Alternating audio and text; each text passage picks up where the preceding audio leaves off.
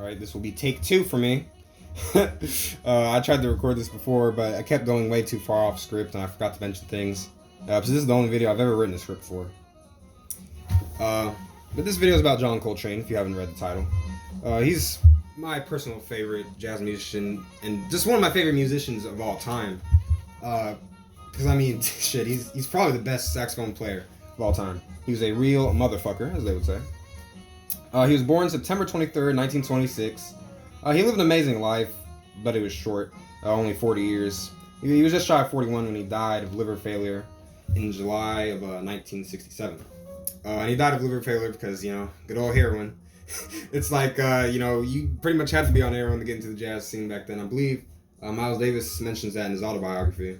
I read that last year. But even in death, Coltrane is able to amaze. You know, that's the greatest thing about music and, you know, all art, really. Even if the artist is dead, they live on because you can still listen to his stuff. And it's unmatched, man. I mean, it's like a lot of his records, it's like he was speaking through his through his saxophone, per se. And it was amazing. And the biggest strength, in my opinion, is the emotion he put into his songs. Name of, for instance, cries in a way. Like, it feels like the song is crying. And not like this new age meme shit.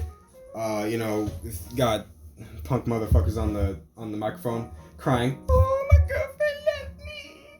Nah, it's the emotion that Coltrane brought to the table was different than that. It was raw, it's real. It wasn't that Hollywood bullshit. And to be honest, I'm not a musician. You know, I couldn't tell you about chord progression or change melody or this or that.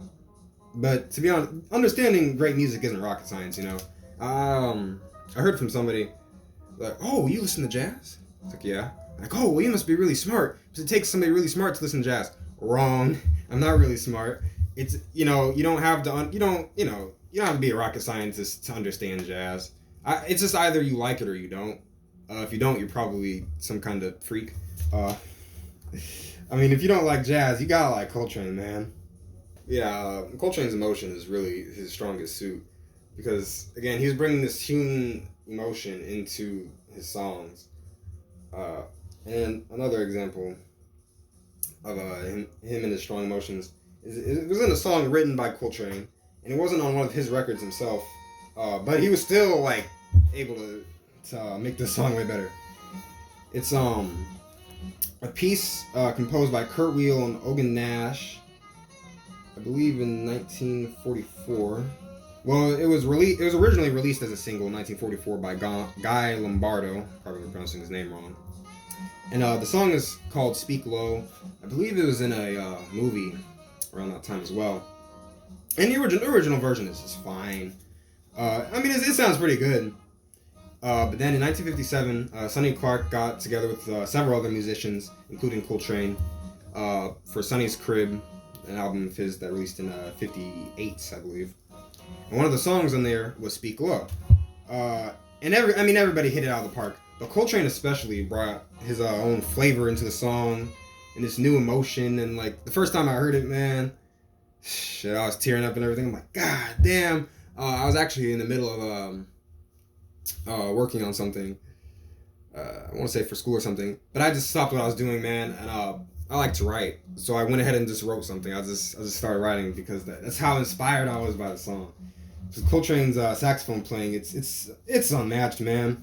And I mean everybody else hit it out of the park too. I mean, of course, Sonny Clark's piano was phenomenal. Art Taylor's drumming really brought the song to a whole new chamber, as Wu-Tang would say.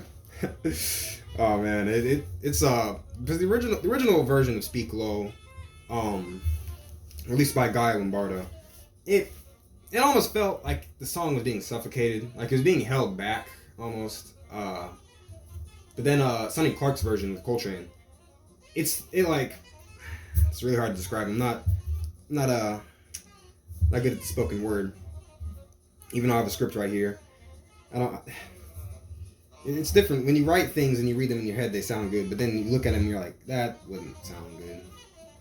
But trust me, it's I don't know. I guess the original feels stifled, and Sonny Clark's version kind of takes the music it expands it like.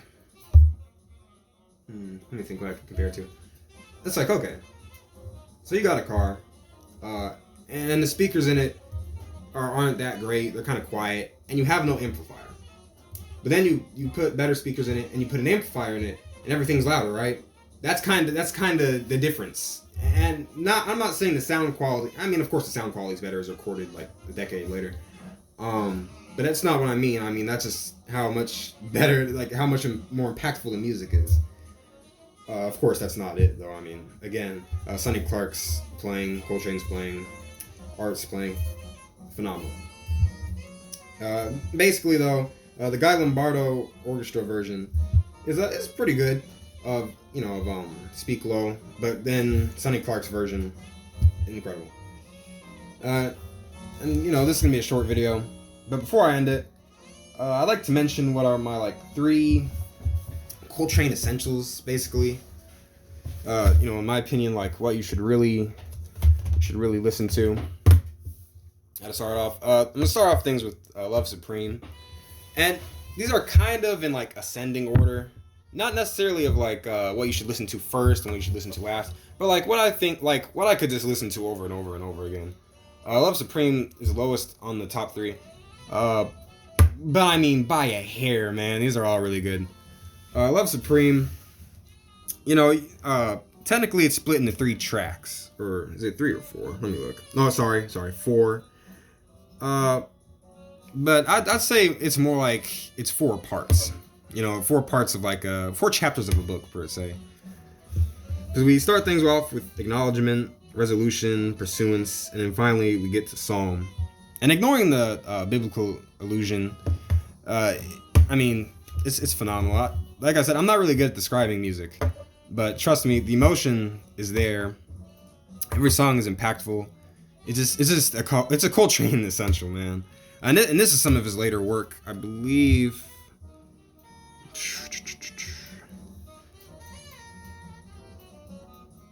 Yeah, I don't know. I should have wrote it down when this was released. But this is some of his later work. Miles Davis, mildly badgered Coltrane's later work for being a little more spiritual, and he compared it to another musician. Can't remember who, but it's a little more off script, I guess you could call it. It's true. It is a little more off script or whatever, but a little more spiritual. But I still think it's amazing. It's phenomenal. And then the next, I would say, and this is really an obvious choice. These last 2 are obvious choices. But if you're somebody who's never heard of John Coltrane, I feel that this is still something that you should know. We got Blue Train by John Coltrane. I think this is it's deluxe edition or something. Doesn't matter though. Whatever version you get, this is a phenomenal record as well. I'm trying to remember when this was released. It might say back here. It doesn't say either. I'm so surprised. Huh. Well, you think it would though for copyright reasons, right? I really should have wrote all this down. I wrote a whole script up. Oh well. It doesn't matter when it was released. But this album is phenomenal. Like I said, I'm not good at describing music, but it's just one of his essentials, and it's one of my favorites of all time. I could listen to this over and over and over and never get tired to it. I just love this album, man. His playing is all great. I can't remember which track it is, but one of the tracks has a bass solo, which of course isn't Coltrane's playing, but still it's worth mentioning. That is so out of this world that every time I hear it, I stop what I'm doing. I'm like, God damn, man, it's some good shit. And finally, we move on to the third and the final. You can probably guess if you can hear the music in the background. It's Giant Steps. Oh, I love this album. This could be like the soundtrack to my life. So maybe my view is a little subjective, but objectively speaking, this album is great. This is like a special edition of this album. It has some outtakes on the second disc, but ignoring the outtakes, we got Giant Steps, the title track. It starts off things great. Then we go get to Cousin Mary, which really shows what I kind of pointed to earlier about a lot of John Coltrane stuff. It sounds like he's speaking words through his saxophone. And that Cousin Mary, it's probably just because I know the title, but I want to say the chorus of it. It sounds like the chorus is saying Cousin Mary through the saxophone. Countdown, that song is like it'll keep you on your toes, man. And Spiral is a song you could guess the name of. Well, you could probably guess the name of without knowing what it is, because again, I don't know a whole bunch about music. I'm sure some people who actually play instruments are gonna get on me in the comments for this. But because of the way he plays, it sounds like the melody is going down in a spiral. It's like you didn't know the name. You might guess it's titled like Downward or something. You know, I don't know if you would necessarily guess Spiral. Actually, it's on in the background, so you can. I'm hoping you can hear that. But you can kind of see what I mean. If you can hear that, and even if you can't, just go look for it on YouTube. I mean, all this stuff is here. And see the song flute. It's the most forgettable, but once you hear it, you're like, oh yeah, damn, I forgot this is on this album. It's one of those songs you're like, God damn, that shit's great. And Enema is my all-time favorite song. I listen to a lot of music, so it's kind of hard to say like, oh, this is my favorite. But this Enema really is my favorite song of all time, man. I mean, every time I hear it, I'm just like, I mean, it's a masterpiece of a song. It can't be matched. And I mean, even if somebody else played it nowadays, it wouldn't sound as good, because it would be missing Coltrane's playing. Because like I said, he just gives it this special emotion that only Coltrane could really do. And kind of the background of Nema is it's written about his one of his ex-wives. She was known as Nema. I believe I have her name written down somewhere here. I have like little notes.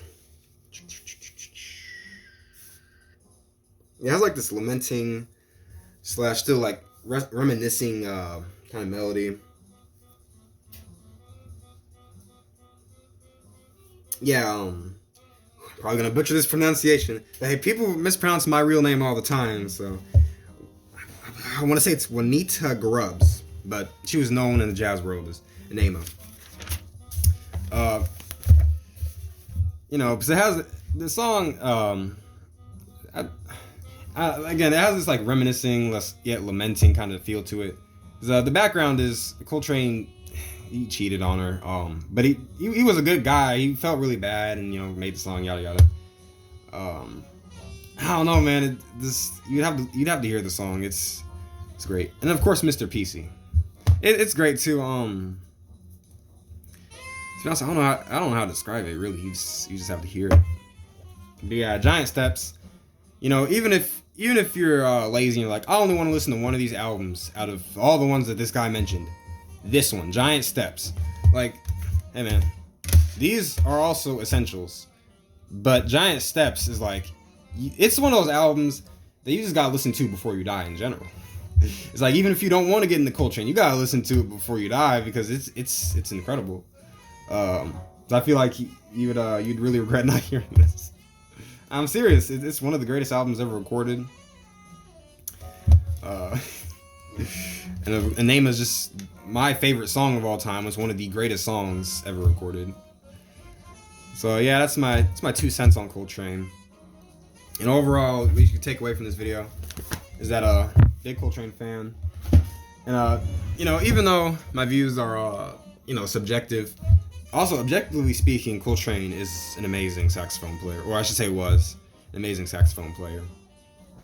And I hope his music lives on for forever, really, because he was great. Nothing like a lot of these new people. I mean, well, jazz still kind of exists in the underground, and it's still good, but there'll never be another Coltrane, man. You can't convince me otherwise. All right, so bye.